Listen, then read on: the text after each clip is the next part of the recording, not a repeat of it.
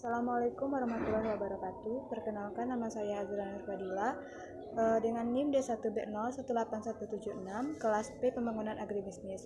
Di video kali ini saya akan menjelaskan tentang manajemen produksi agribisnis dengan dosen pengampu yaitu Ibu Dr. Insinyur Ira Wahyuni MP. Baik, pertama saya akan menjelaskan tentang pengertian produksi agribisnis dan manajemen agribisnis. Pertama, produksi agribisnis adalah seperangkat prosedur atau kegiatan terkait usaha menciptakan atau menambah kegunaan utility suatu barang atau jasa agribisnis pada usaha pertanian, perikanan, kehutanan, dan pengolahan produk-produk tersebut. Yang kedua, manajemen agribisnis dapat diartikan sebagai seperangkat keputusan untuk mendukung proses produksi agribisnis mulai dari keputusan produksi agribisnis, perencanaan, pengorganisasian, pelaksanaan, pengawasan, pengendalian hingga evaluasi. Kemudian, manajemen produksi adalah sebuah penataan dari proses pengubahan bahan mentah menjadi suatu produk atau jasa yang memiliki nilai jual yang tinggi. Selanjutnya, saya akan menjelaskan tentang manajemen produksi terkait dengan berbagai fungsi. Yang pertama, ada fungsi personalia.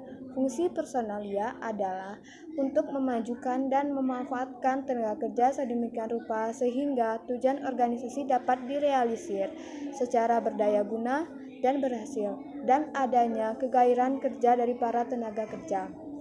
Yang kedua yaitu fungsi keuangan. Fungsi keuangan adalah suatu kegiatan perencanaan, penganggaran, pemeriksaan, pengelolaan, pengendalian, pencairan, dan penyimpanan dana yang dimiliki oleh suatu perusahaan atau organisasi.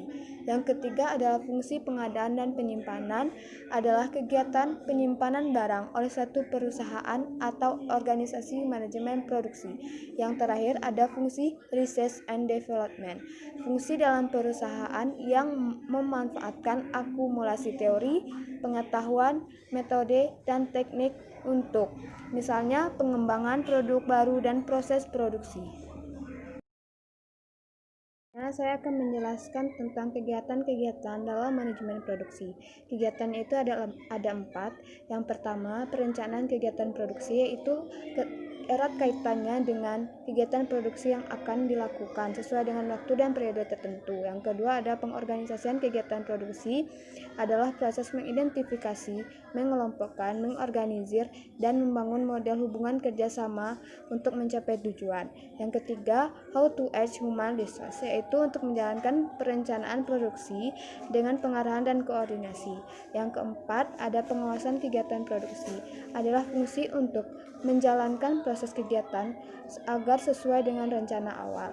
Dengan begitu, tujuan yang ingin kita capai bisa terlaksana dengan baik. Baiklah, selanjutnya saya akan membahas tentang perencanaan kegiatan produksi.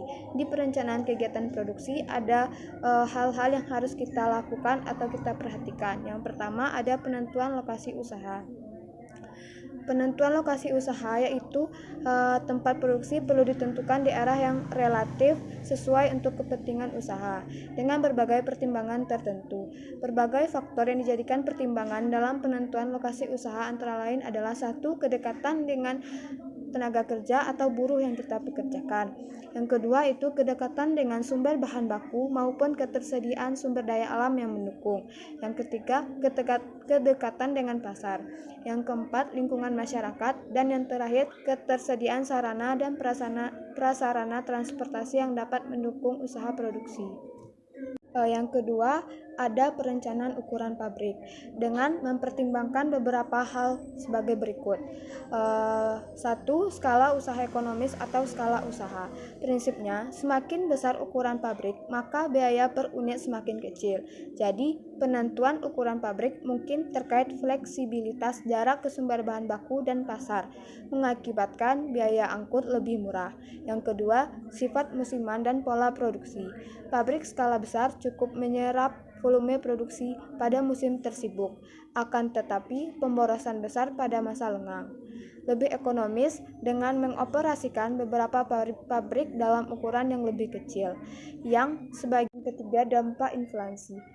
Dampak inflasi dalam beberapa tahun terakhir ini semakin meningkat. Kemungkinan terjadi pelonjakan biaya pada beberapa tahun mendatang. Yang keempat, ada kuantitas keluaran yang dibutuhkan. Semakin besar jumlah keluaran yang dibutuhkan, makin memerlukan ukuran usaha yang besar, yang juga harus memperhatikan faktor-faktor jangka panjang. Yang kelima, ada jumlah gilir kerja. Gilir kerja dapat menjadi pemecahan masalah produksi tenaga kerja karena lembur membuat produktivitas menjadi menurun. Setelah perencanaan pabrik tadi, yang ketiga ada perencanaan tata letak. Ada dua, yaitu tata letak proses, kegiatannya menyusun kegiatan berdasarkan fungsi. Kedua, tata letak produk, dirancang khusus bagi proses produksi yang berkesinambungan. Kemudian setelah perencanaan tata letak tadi, ada perencanaan produk.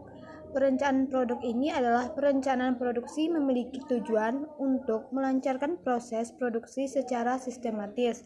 Adapun dalam hal ini ada beberapa keputusan yang harus diambil sebagai langkah awal.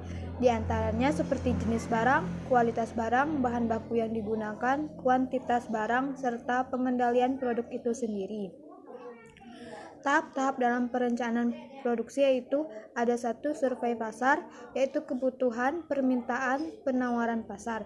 Jadi kita harus tahu apa kebutuhan konsumen dan permintaan yang seperti apa yang mereka inginkan dan bagaimana penawaran di pasar-pasar tersebut. Yang kedua ada penentuan jenis produk, yaitu jenis produk apa yang disukai oleh konsumen. Yang ketiga ada penelitian dan pengembangan produk. Yang keempat ada penentuan kapasitas produksi. Yang kelima ada perencanaan kebutuhan bahan. Yang keenam ada pengaturan persediaan. Yang kelima yaitu perencanaan tenaga kerja.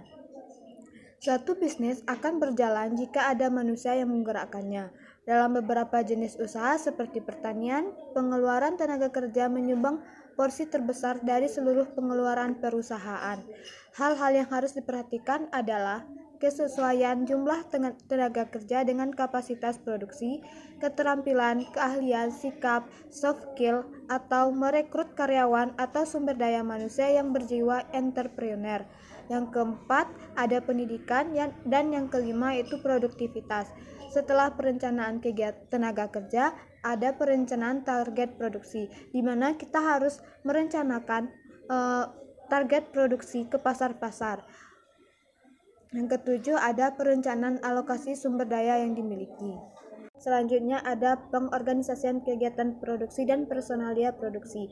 Pengorganisasian merupakan proses menciptakan hubungan-hubungan antara komponen-komponen organisasi dengan tujuan agar segala kegiatan dapat diarahkan dan untuk mencapaikan tujuan organisasi.